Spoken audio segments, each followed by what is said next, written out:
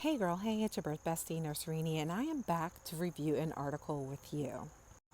Guys, I'm really trying to grow a little bit, so if you could go ahead and tap in, like this video, as well as follow, I'd greatly appreciate it. Today, we're going to talk about this article from August 29th, 2025, and it's about a $951 million birth injury verdict, nurses in training, sleeping doctor blamed. This is huge, guys. And I know we always want to talk about, like rainbows and butterflies and things like that when it comes to pregnancy, but it's not always like that for everyone. And so there's always something to learn or to gain understanding from. So let's dive in. So the article starts out by saying, in an unprecedented legal decision that has sent ripples through the medical community, a Utah judge awarded $951 million to a family whose daughter suffered lifelong disabilities due to negligent care during delivery. This judgment against Steward Health Care represents the largest medical malpractice award in Utah's history and stands among the highest birth injury verdicts nationwide. Guys, the reason that birth injury lawsuits are so huge is because one, you have to account for caring for this person for the rest of their lives, especially if it's like a neurological injury, right? They went from being able to walk based on, being a low risk pregnancy, and now they are a quadriplegic. They went from being someone who would be able to one day work and sustain themselves to now probably having neurological injury that will cause significant developmental delays. So there's a lot that goes into it, and that's why this happens. The awards are so large. So I may mess up this little girl's name, but it says Judge Patrick Coram found Steward Healthcare liable for the botched delivery of Azalee McMichael, born on October 14, 2019, at their West Valley City facility. The award was granted to parents Anissa and Daniel, along with their now 5-year-old daughter, who will face lifelong disabilities resulting from the negligent care she received at birth. So it's like I said, the magnitude of this verdict becomes clear when compared to typical birth injury settlements across the nation. Most medical malpractice awards for birth injuries, even severe cases involving conditions like cerebral palsy, generally range from 1 million to 15 million. This makes the Utah verdict approximately 63 times more than the typical maximum settlements in similar cases. So let's dive into this case. While specific details of the negligent care haven't been fully disclosed in available reports, the severity of the award suggests profound and preventable errors occurred during the baby girl's birth. According to local news, court documents reveal harrowing allegations of negligent care at Jordan Valley Medical Center, then owned by Steward Health, during the 2019 birth of baby girl. According to the family's 2021 lawsuit, the nurses assigned to Mother Anissa had just completed their training and administered dangerously high doses of the labor-inducing drug Pitocin while the on-call physician slept in a nearby room. The baby girl was not delivered until more than a day later, following what the lawsuit described as a long overdue C-section. When she was finally born, the infant reportedly suffered a misshapen head, severe swelling, and complications consistent with oxygen deprivation. She was airlifted to Primary Children's Hospital for intensive care treatment. So, I do want to say that just because you have nurses that are new off of orientation doesn't mean you're going to have a similar or bad outcome.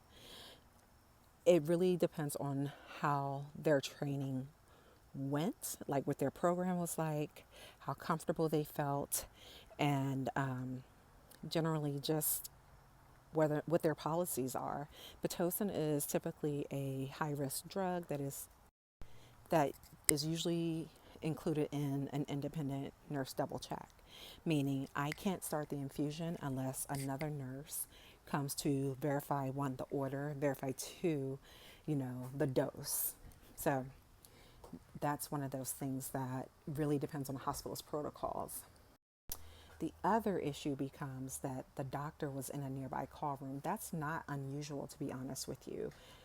It would have been up to the nurses to recognize that there was a problem and then contact the doctors, because doctors do sleep overnight, it's not uncommon that they're working like a 24-hour shift, which is a whole nother issue, which could be a safety issue, right?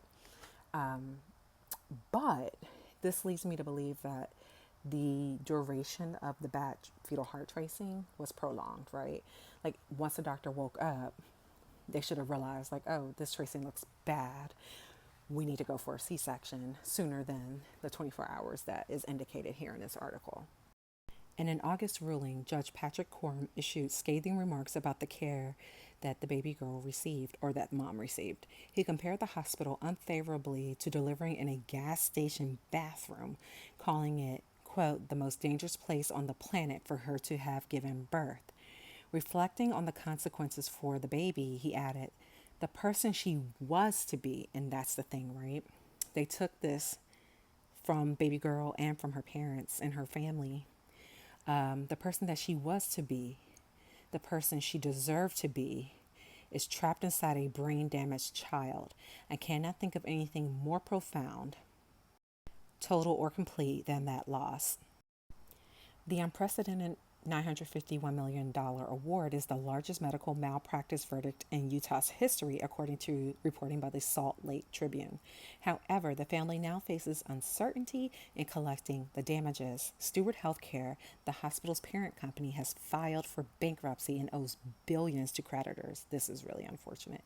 Attorneys for the family hope to recover at least the punitive damages, which represent about half of the total award. Mom and her husband, Daniel, had been on a short trip from Wyoming to Salt Lake City where she went into labor when she went into labor on October 12th, 2019.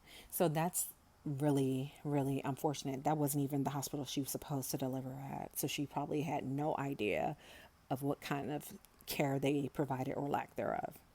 What began as a routine delivery turned into a life altering ordeal, one that culminated this month in a record setting verdict that could reshape how Utah's hospitals approach labor and delivery care. The financial implications of this case extend beyond the immediate parties. Medical malpractice cases of this scale often lead to institutional reviews of protocols, additional staff training, and sometimes systemic changes in how healthcare facilities approach high risk situations. And that's the thing, right?